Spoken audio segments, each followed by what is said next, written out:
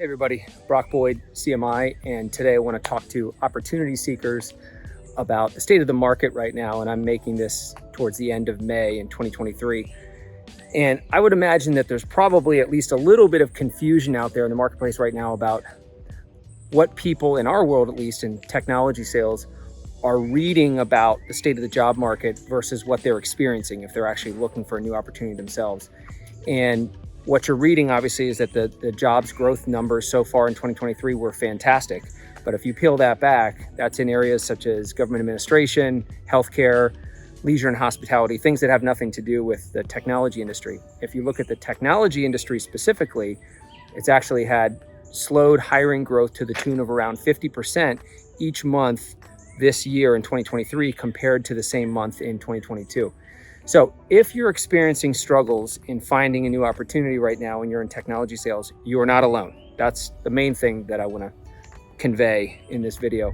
The second thing is, I don't think there are some adjustments that need to be made about how people think about the job search process, because I don't think that we're likely to see a meaningful improvement in the volume of hiring in technology sales for the foreseeable future, which means I think that it's a minimum of, sometimes 6 months or further into the future where there would be a substantial improvement in the hiring circumstances for technology sales. So I think it's important to take that into account and let that drive your strategies and your thought process as you're searching for a new position. And that includes things like being able to explain job moves, targeting positions that are the most relevant of a fit in terms of your background, what you've been selling into who compared to what the position seems to be focused on, and be aware of the current circumstances as it relates to compensation. It certainly had a pretty legitimate impact on what people can expect from a compensation standpoint today compared to a year ago.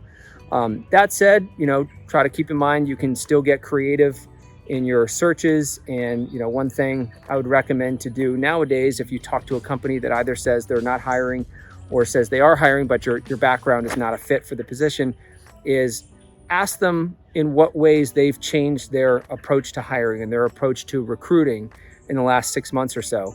And you might learn something that will be helpful, maybe for that company, but more likely for another company that you're approaching about a position that they have open, or it may help in terms of you understanding who you should be targeting for opportunities in the first place.